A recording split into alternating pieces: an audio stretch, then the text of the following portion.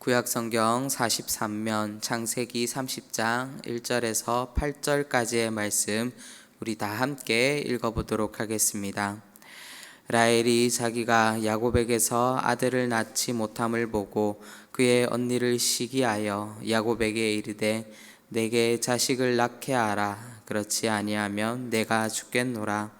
야곱이 라헬에게 성을 내어 이르되 그대를 임신하지 못하게 하시는 이는 하나님이시니 내가 하나님을 대신하겠느냐. 라헬이 이르되 내 여종 비라에게로 들어가라.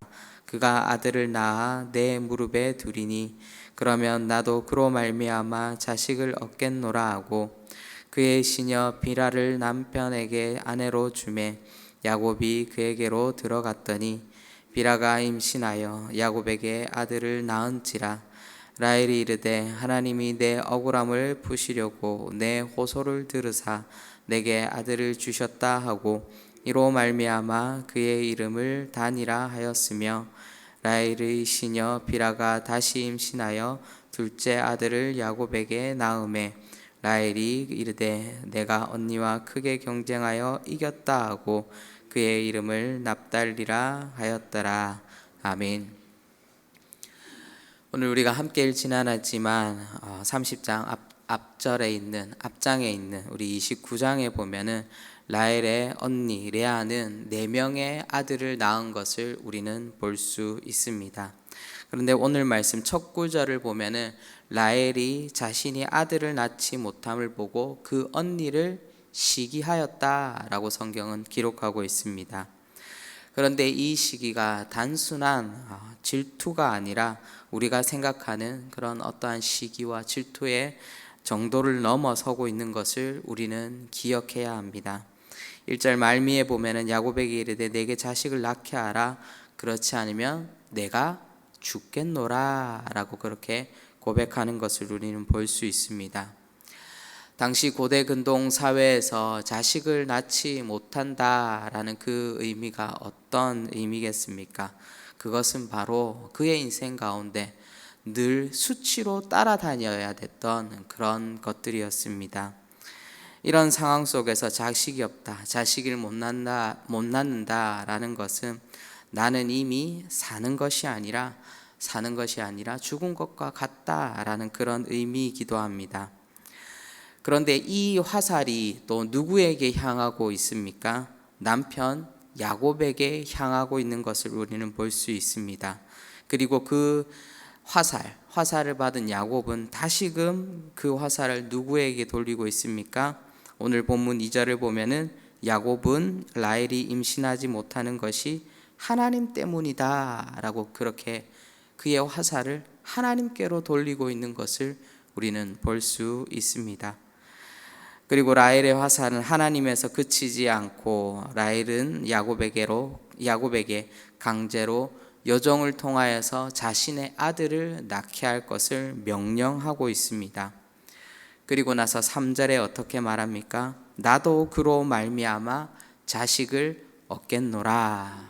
하나님으로 말미암아 자식을 얻는 것이 아니라 나로 말미암아, 나도 그로 말미암아 자식을 얻겠노라 라고 말하고 있습니다. 그 말 속에는 하나님의 방법이 아니라 하나님의 뜻이 아니라 내 뜻과 내 방법대로 자녀를 낳아보겠다라는 그런 의도가 숨어 있습니다. 라헬은 세상의 방법이든 인간적인 방법이든 어떠한 방법을 동원해서라도 아들을 낳아보겠다라는 그 욕망밖에는 없었습니다.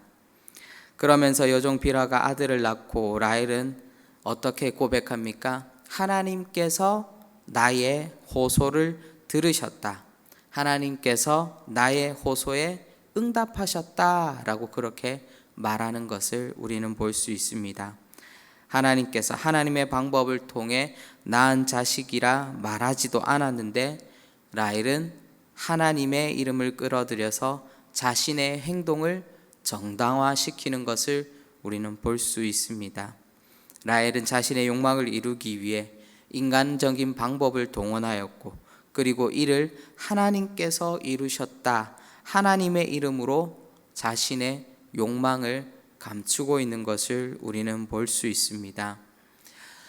저는 이 말씀을 묵상하면서 어쩌면 나도 이럴 때가 많지 않았는가라는 그런 생각이 들었습니다.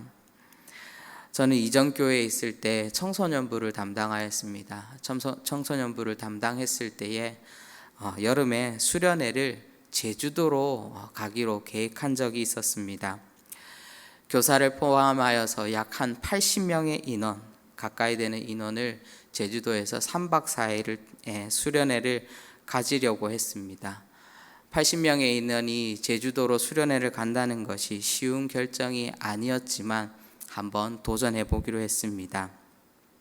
그런데 수련회를 준비하면서 가장 어려웠던 것이 무엇이었냐면 바로 인원 동원이었습니다. 제주도로 가기로 이미 결정은 하였고 많은 인원이 참석하여서 또 그 현장 가운데서 하나님의 은혜를 받아야 되는데 일단은 많은 인원이 참석하는 것이 저에게는 부담이었고 어떠한 목표가 되었습니다. 만약에 이 인원이 충당되지 않는다라면 수련회 가는 것 자체가 무의미해지기 때문입니다. 그래서인지 인원 부담에 대한 그 부담감이 자꾸만 저에게 다가오고 저의 수련회 가운데 늘 고민으로 남아 있었습니다. 그런데 어느 순간 수련회를 통하여서 역사하신 그 하나님의 역사하심과 인도하심은 온데간데 없어져 버리고 저의 모습 가운데는 인원 동원에만 집중하고 있는 모습을 발견하였습니다. 인원 동원이 잘 안 되니 교사 선생님들을 압박하기도 하였고 또 학생들의 부모님에 대해서도 하나님의 이름을 팔아가며 수련회에 갈 것을 요구하고 있는 저의 모습을 보았습니다. 그 순간 아차 싶었습니다. 내가 무엇을 하고 있는 것인가? 수련회를 준비하고 있는 것인가? 아니면은 영업사원들처럼 학생들에게 또한 부모님들에게 수련회를 영업하고 있는 것은 아닌가라는 그런 생각이 들었습니다. 저는 그 순간 자신을 바라보면서 아직 멀었구나, 아직 성숙하지 못했구나, 정말 수련회 가운데 임재하실 그 하나님의 역사하심을 기대하고 소망해야 되는데 주객이 전도되었구나라는 그런 마음들이 들었습니다. 내가 인원에 집중하기보다는 하나님께 더욱더 매달리고 하나님께 내가 집중해야 되구나, 하나님께 집중해야 되는 시간이다라는 것을 깨닫게 되었습니다. 사랑하는 성도 여러분, 우리는 때로는 우리의 욕심과 우리가 이루어 보려고 하는 무엇인가에 사로잡혀서 하나님을 보지 못할 때가 있습니다. 그리고 때로는 인간적인 방법을 동원하면서 하나님께서 이루어 주셨다, 하나님께서 역사하셨다라고 그렇게 우리의 신앙을 포장할 때가 있습니다. 그런데요, 여러분, 우리가 만약에 이러한 행동들을 하나님께서 만약에 물으신다라고 하면은 우리들은 어떠한 대답을 할 수 있겠습니까? 하나님께서 그때 왜 그랬니? 그때 왜 그렇게 행동했니? 라고 우리에게 물으셨을 때에 우리는 무엇이라 대답할 수 있겠습니까? 하나님, 그때는 어쩔 수 없었습니다 라고 그렇게밖에 우리가 대답할 수 없을 것입니다. 우리는 이것을 경계해야 됩니다. 그리고 이러한 실수를 거듭하지 않기 위해서 우리 또한 이런 일들이 반복되지 않고 습관화되지 않기 위해서 늘 우리는 한 가지의 질문을 우리 스스로에게 던져 보아야 합니다. 어떤 질문입니까? 과연 이 상황 속에서 하나님께서 함께 하시는가? 그리고 나의 선택과 나의 결정을 정말 하나님께서 기뻐하시는가? 하나님의 뜻인가? 우리는 다시금 질문해 보아야 합니다. 그래야지만이 우리는 라헬과 같은 실수를 하지 않을 수 있습니다. 오늘 이 하루의 시간들 속에서도 우리는 신앙의 모습을 가지고 살아갑니다. 신앙인으로서, 그리스도인으로서 우리는 살아갑니다. 우리는 수많은 선택과 결정의 기로에 놓여 있습니다. 우리는 매 순간순간 인간적인 방법과 인간적인 욕심을 선택하면서 이것이 하나님의 선택이다, 이것이 하나님의 방법이다 정당화시키는 것이 아니라 주객이 전도되어서 우리의 삶이 오히려 하나님보다 먼저 앞서가는 삶이 아니라 어떠한 선택의 순간에서도 어떤 선택에 하나님께서 함께 하실까? 하나님은 어디에 계신 것일까?